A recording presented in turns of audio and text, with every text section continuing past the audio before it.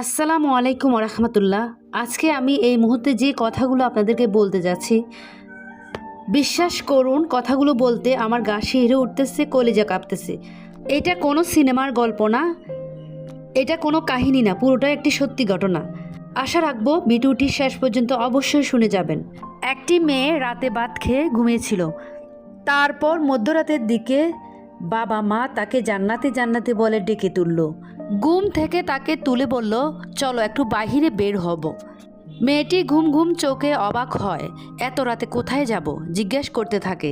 তার বাবা মা কোনো প্রকারে উত্তর না দিয়ে তাকে বাহিরে যাওয়ার জন্য জোর করতে থাকে। বুঝে না তো, একটা সন্তানের কাছে সবচেয়ে বিশ্বস্ত থাকে তার বাবা মা। যেহেতু বাবা মা বলছে তাকে, সেহেতু মেয়েটি আর নিষেধ করল না। চোখে ঘুম আর কৌতূহল নিয়ে বের হয় তাদের সাথে। কিছু দূর যাওয়ার পরে মেয়েটি লক্ষ্য করে তার চাচিও তাদের সাথে যাচ্ছেন।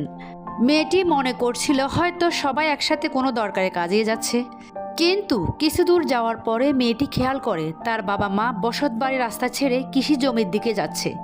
মেয়েটি অবাক হয়ে জানতে চেয়েছিল তারা এখানে কেন এসেছে, কিন্তু তার বাবা মা ও চাচি তাকে চুপ করে থাকতে বলে। মেয়েটির চোখে মুখে তখন কিন্তু ঘুমের ভাব ছিল। মেয়েটি কি জানতো এই ঘুম যে তার জীবনের শেষ ঘুম? কিছুক্ষণ পরে তারা একটি ভুট্টা ক্ষেতের কাছাকাছি আসে।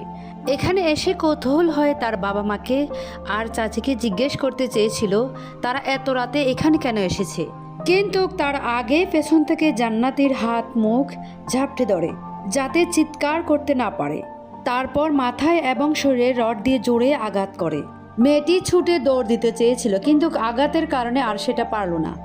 তারপর বাবা মা এবং চাচি ধারালো দা দিয়ে কোপাতে থাকে ওই মেয়েটিকে।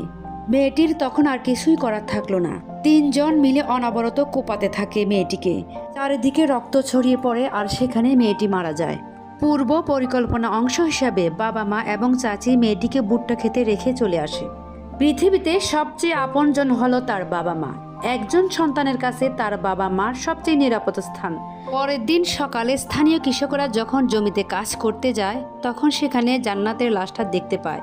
লাশ দেখতে পেয়ে খবর দেয় তার বাবা মাকে। তার বাবা মা এসে কতক্ষণ নাটক করে কান্না করতে থাকে যাতে কেউ বুঝতে না পারে। তারপর মেয়ে চাচা এবং চাচি মিলে 27 জন প্রতিবেশীর নামে মামলা করেন। তারপর পুলিশ তাৎক্ষণিক তার প্রতিবেশীকে জিজ্ঞাসাবাদ শুরু করে। এরপর 2 দিন পর পুলিশ লাশের ময়নাতদন্ত করে কিছু ক্লু পায়। সেই ক্লু ধরে পুলিশ মেয়েটির বাবা মা এবং চাচিকে জিজ্ঞাসাবাদ শুরু করে। তারা থানায় এসে প্রতিবেশীর বিরুদ্ধে সাক্ষী দিতে থাকে, তাদেরকে ফাঁসি দিতে বলে। তার বাবা মা নেকি কান্না করে বারবার বলতে থাকে ওই প্রতিবেশীকে যেন ফাঁসি দেয়, ওই প্রতিবেশী তার মেয়েকে মেরেছে। কিন্তু পুলিশ সেই কথায় পাত্তা দেয় না, পুলিশ তো বুঝে গেছে কে মেরেছে। শেষমেশ তার চাচি সবকিছুই বলে দেয়। এভাবে বের হয়ে আসে আসল খুনি। বিশ্বাস করেন এই কথাগুলো বলতে আমার খুবই কষ্ট হচ্ছে, তবু বলছি। একজন সন্তানের কাছে সবচেয়ে নিরাপদ স্থান থাকে তার বাবা মা। সেই বাবা মা যখন তার সন্তানের খুনি হয়ে যায় তখন কেমনটা দেখায় আপনিই ভাবেন। পৃথিবীতে সবচেয়ে আপনজন একজন সন্তানের জন্য তার বাবা মা। শুধুমাত্র কিছু সম্পত্তির জন্য মানুষ কতটা নিচে নেমে যেতে পারে, আসলে ভাবলে অবাক লাগে। একজন মায়ের এই নিষ্ঠুরতা দেখে 10 জন মায়ের কলিজা হয়তো আজ কেঁপে উঠেছে। আমাদের আশেপাশে কত দম্পতির সন্তান হয় না বিদায় এই হসপিটাল থেকে ওই হসপিটালে দৌড়াদৌড়ি করছে একটা সন্তানের আশায়। হাহাকার তাদের বুক ভরে যাচ্ছে, কান্নায় তাদের বুক ভরে যাচ্ছে। অথচ কিছু সামান্য সম্পত্তির জন্য তার নিজ বাবা মা নিজ হাতে নিজ সন্তানকে খুন করতে পারলো।